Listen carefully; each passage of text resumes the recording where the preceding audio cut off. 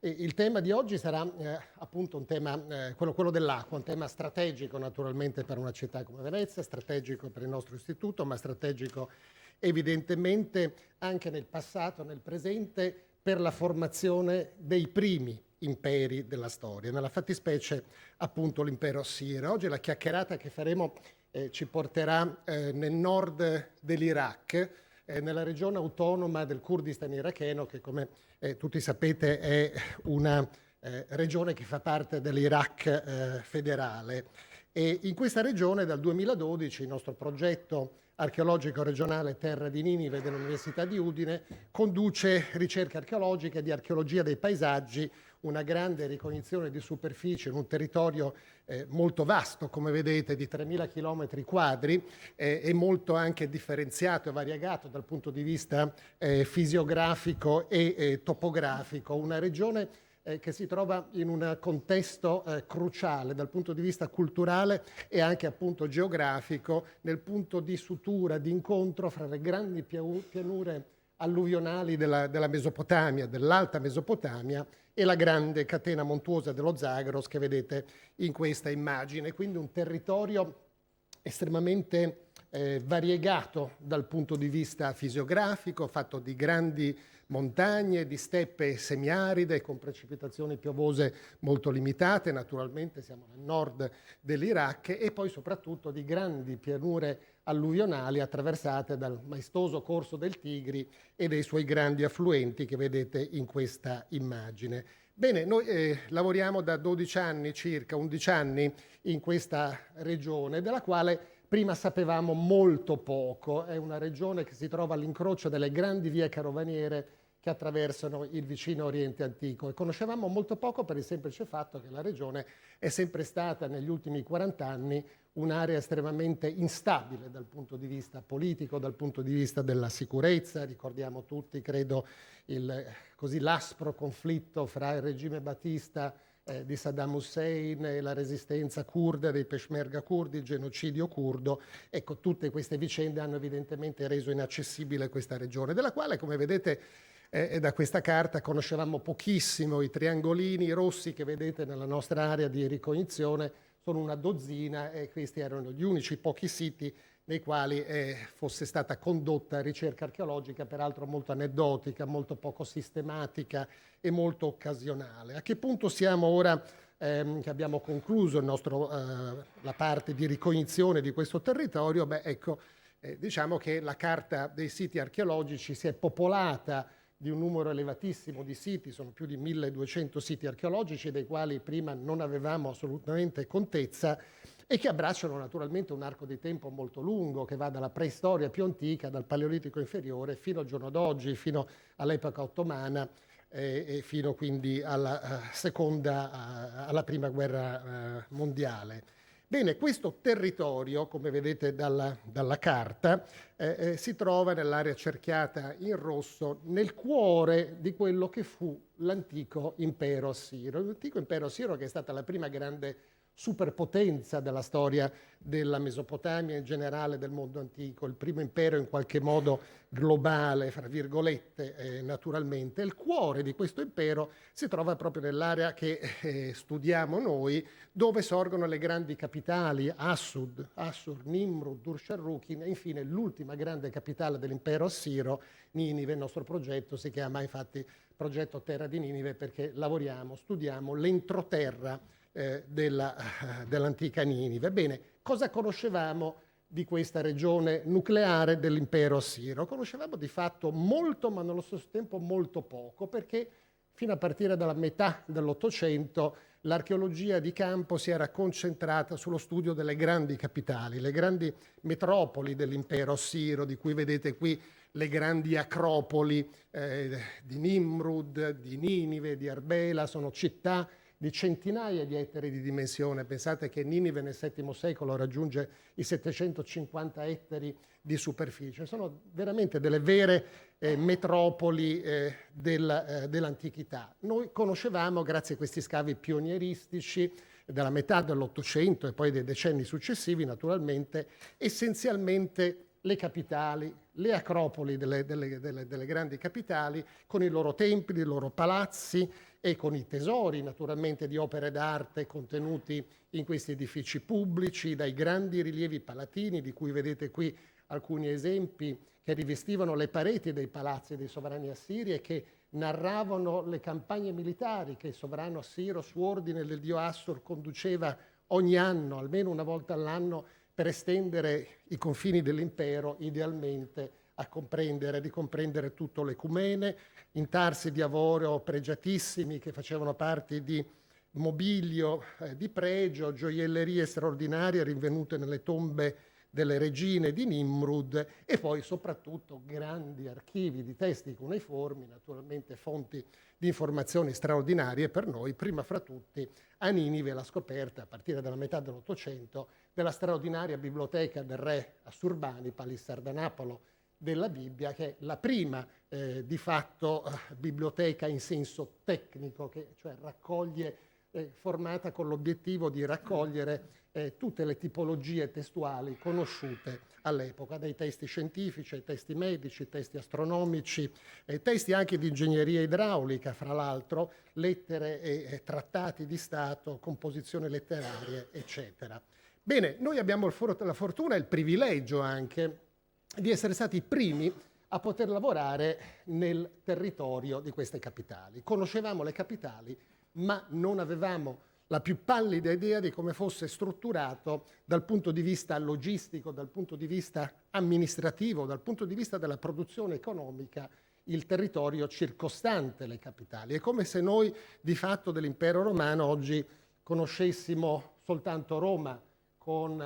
il Palatino, i fori, le aree monumentali, ma non conoscessimo l'agro romano, non conoscessimo nulla dell'archeologia romana in Italia. Bene, il nostro progetto ha avuto proprio come obiettivo quello di comprendere come un impero si strutturasse al proprio interno, cioè quale fosse il set di interventi che l'impero assiro e che l'elite imperiale mise in atto proprio per gestire dal punto di vista amministrativo e logistico lo sviluppo economico di questa prima compagine imperiale. Ci siamo resi conto quindi che una delle misure attuate consisteva nella fondazione di nuove capitali e soprattutto di dozzine di centri, di capoluoghi provinciali che garantivano un'amministrazione capillare del territorio. Abbiamo compreso come la macchina militare assira fosse basata anche sulla deportazione di masse enormi di prigionieri di guerra che venivano utilizzati come forza lavoro. Le fonti cuneiformi assire ci danno anche numeri che vanno naturalmente presi con molta misura, con molta attenzione, ma sicuramente più di 1,5 milioni di deportati provenienti da tutte le regioni dell'impero furono concentrati essenzialmente nel territorio delle capitali per fornire appunto un grande serbatoio di forza lavoro all'impero. Furono colonizzati così anche con questi deportati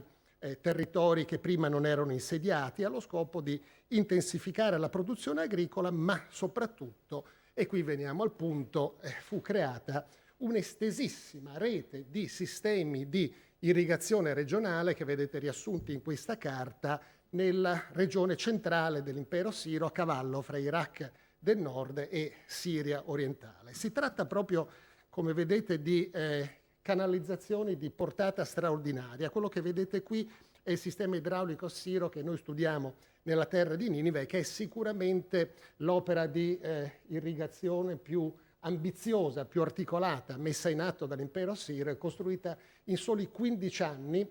da un sovrano assiro che si chiamava Sennacherib. Sottolineo sempre i 15 anni perché nel paese della Salerno-Reggio Calabria o anche del Mose sono dati che di solito colpiscono l'attenzione. Si tratta di un sistema di irrigazione di oltre 350 chilometri di lunghezza, fatto di canali tagliati nella roccia, scavati nel suolo, di corsi d'acqua canalizzati, quindi utilizzati per canalizzare le acque, di ponti, di acquedotti, i primi acquedotti della storia che raccoglievano questi canali l'acqua che scendeva dai torrenti di montagna della catena dello Zagros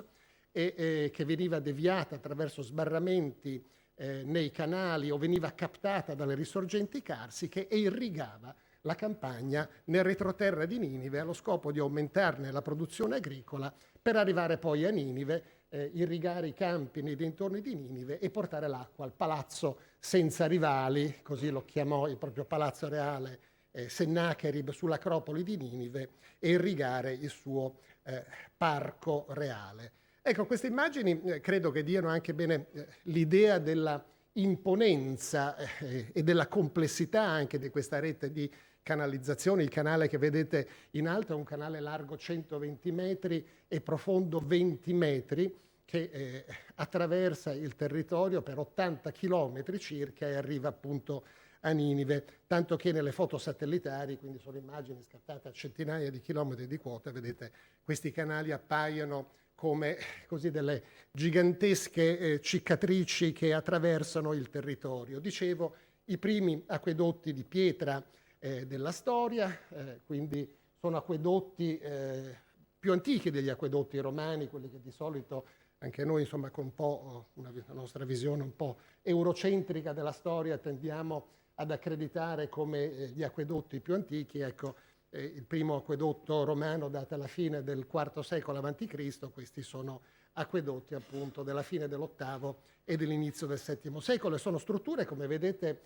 di estrema monumentalità. Questo circa 500.000 di conci di pietra ricavati da una vicina cava e messi in opera per una lunghezza di quasi 300 metri, e serviva proprio come un ponte sul quale il canale scorreva per passare sopra, non so se si vede il cursore, no, non si vede il cursore, per passare sopra a un corso d'acqua stagionale che altrimenti nella stagione delle piene lo avrebbe distrutto. Questo nuovo paesaggio idraulico che l'elite imperiale assira costruisce per potenziare la produzione economica del cuore dell'impero assiro, sostenere così lo sviluppo militare, demografico e socio-economico di questo impero ormai rampante, viene poi celebrato, viene in qualche modo commemorato attraverso una serie di segni del potere regale che la corona imprime in qualche modo nel territorio attraverso l'esecuzione di monumentali iscrizioni celebrative che commemorano la costruzione di queste opere idrauliche, e attraverso l'esecuzione, come vedete, sulla roccia delle montagne di monumentali rilievi raffiguranti il sovrano in preghiera di fronte alle divinità principali del Pantheon assiro. Quello che vedete qui è uno straordinario complesso monumentale di arte rupestre ubicato proprio in un punto cruciale di questo lungo canale che vedete nella carta in basso a sinistra, un canale di 60 chilometri che porta l'acqua a Ninive, che il sovrano chiama, non a caso, il canale di Sennacherib, e sulla parete di questa rupe rocciosa che domina le opere di presa del canale, il punto cioè in cui l'acqua del fiume, l'odierno fiume Gomel, fu deviata da uno sbarramento di pietre nel canale, che è il canale che vedete nella foto in basso a destra. Ecco, tutta questa impresa, questa straordinaria opera idraulica fu celebrata attraverso l'esecuzione di colossali rilievi sulla parete della montagna, questo rilievo alto 12 metri e largo 10 metri, che raffigura, lo si vede meglio in questo disegno, il sovrano a destra e sinistra con i simboli del potere regale, la tiara, la mazza, di fronte alle due divinità principali del Pantheon assiro, il dio Assur e la sua paredra, la dea Mullissum, montata sui loro animali sacri. Alla presa d'acqua del canale, questo grande monolite scolpito con la figurazione di un toro alato androcefalo, un genio protettore che proteggeva con funzione apotropaica gli ingressi, le porte dei palazzi reali, le porte delle città, le porte ai templi, e anche quella che questa iscrizione cuneiforme chiama la porta del canale, che veniva così protetta dalle forze del male. E sulla rupe retrostante 12 immagini del sovrano sotto ai 12 simboli delle 12 divinità principali del Pantheon assiro, con sullo sfondo una iscrizione cuneiforme che celebra appunto la costruzione di questa opera idraulica e ci fornisce anche tutti i dettagli della sua esecuzione. Altre iscrizioni cuneiformi sono per esempio sul grande acquedotto che abbiamo studiato, nel quale il sovrano Sennacherib si presenta con i suoi titoli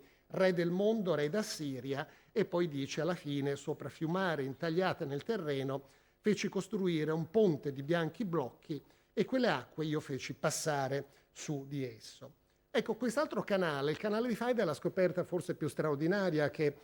abbiamo effettuato in Iraq, un canale che prima era sconosciuto, che vedete indicato da queste frecce, questo percorso meandreggiante perché deve mantenere naturalmente una pendenza costante, seguire quindi la topografia. È un canale lungo più di 10 chilometri, alimentato da risorgenti carsiche, che serviva appunto a irrigare la campagna circostante. Un canale tagliato nella roccia calcarea ai piedi della collina che vedete nell'immagine satellitare, e lungo la parete sinistra di questo canale sono rappresentati, sono scolpiti 13 rilievi. Vi faccio vedere questo breve video.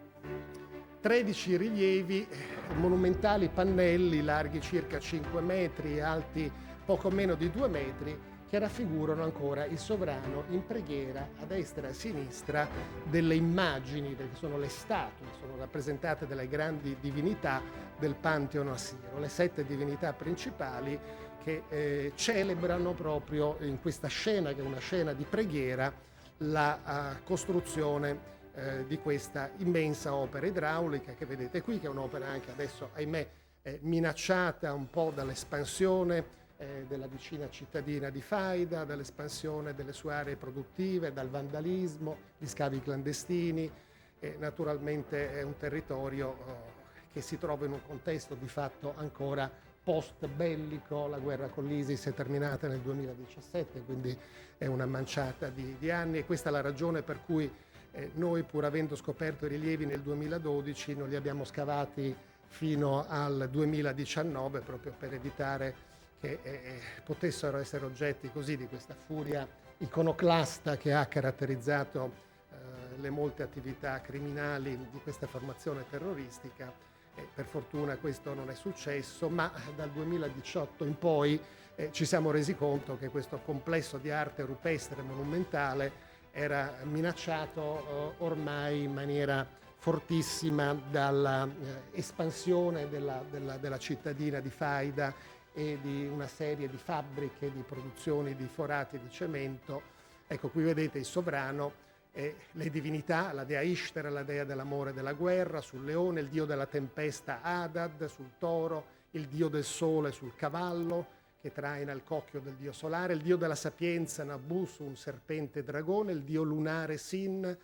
la paredra del dio Assur, la divinità principale del Pantheon assiro. Ecco, questi rilievi sono disposti, come vedete, in alcuni casi in coppie lungo il canale, in altri casi invece sono pannelli singoli come questi che vedete. Qui ne vedete 2, e vedete qui a fianco del canale, derivato dal canale, uno canale di scolmamento che serviva come troppo pieno. Quando il canale superava una profondità di una quarantina di centimetri, l'acqua veniva fatta defluire. Questo naturalmente ci dà informazioni anche fondamentali sulla portata d'acqua del canale, e i nostri amici e colleghi ingegneri idraulici naturalmente, e noi collaboriamo con l'Università di Delft, hanno modellato questo canale e la sua portata. Uno dei rilievi dopo il restauro sono rilievi, come vedete, scolpiti nel calcare, quindi caratterizzati da questo colore candido. È un canale che ha una pendenza, un gradiente di pendenza regolare di 67-70 centimetri per chilometro, quindi meno dell'1 per 1000 di pendenza, e questo consentiva all'acqua di fluire in maniera anche piuttosto controllata. E qui la scena appunto di venerazione da parte del sovrano, delle statue. Vedete, tutte le figure delle divinità sono montate su dei podi che poggiano sul dorso di creature mitologiche o degli animali simbolo. Una delle scoperte più importanti che abbiamo realizzato grazie alla campagna di restauro che abbiamo condotto l'anno scorso è consistita nel comprendere, cosa che fino a questo momento non era mai stata capita, perché rilievi rupestri assiri come questi sono conosciuti non soltanto dall'Iraq del Nord, ma anche dall'Anatolia sudorientale, dall'Iran, dal Libano. Ci si era sempre chiesti se questi rilievi fossero policromi e non era mai stata trovata traccia di colore. Noi abbiamo rivenuto, grazie al restauro, tracce di ocra legata peraltro con una proteina animale, probabilmente caseina, utilizzata come legante. Quindi sappiamo che gli animali erano dipinti di rosso e siccome grazie ai rilievi palatini rinvenuti nei palazzi assiri sappiamo che alcuni dettagli delle figure, le capigliature, le barbe, le armi dei sovrani, i simboli del potere regale erano dipinti, è possibile ipotizzare, naturalmente veramente un'ipotesi così quasi speculativa direi, che insomma l'effetto complessivo di questi rilievi potesse essere quello che vedete. È un patrimonio culturale naturalmente unico, straordinario, che non ha confronti in Mesopotamia, che va protetto, come dicevo, un sito minacciato, ragione per cui il nostro progetto ha restaurato questi rilievi, ha recintato e messo in sicurezza il sito, coperto i rilievi e valorizzato il tutto, creando un parco archeologico che abbiamo inaugurato nell'anno scorso. E concludo tornando alla domanda iniziale: che impatto economico ha avuto la costruzione di questa straordinaria rete di canali irrigui nella campagna di Ninive? Ve lo mostra un po' questo modello DEM tridimensionale che ha consentito appunto di ricostruire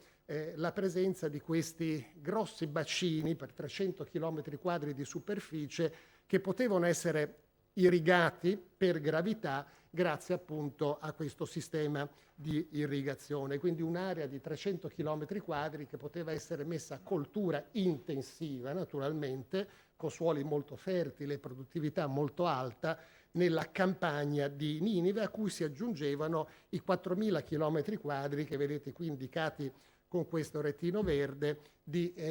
terreno che non poteva essere irrigato, ma poteva comunque essere coltivato in un regime seccagno, basandosi sulle precipitazioni piovose, con una produttività più bassa, naturalmente, ma ecco, certo, queste due enormi aree agricole, soprattutto quella intensiva a alta produttività, abbiamo i testi cuneiformi neoassiri che ci informano anche sulla produttività dei campi irrigati oppure coltivati sulla base delle precipitazioni piovose. E se un campo coltivato in regime seccagna poteva dare rispetto a un seme seminato 5 semi raccolti, in un contesto invece irriguo da un seme seminato se ne ottenevano fino a 30 semi raccolti. Quindi la produttività di questa campagna di Ninive cresce a dismisura e trasforma questa regione nel suo entroterra in un vero e proprio granaio sul quale poggia lo sviluppo socio-economico dell'impero. Ecco, tutti questi risultati, concludo se mi permettete con una parentesi autoreferenziale, sono adesso oggetto di una mostra archeologica. Chi avesse tempo, voglia o passasse per Udine la può vedere fino al giugno di quest'anno, è stata prorogata fino al 4 di giugno e vi ringrazio molto per la vostra attenzione.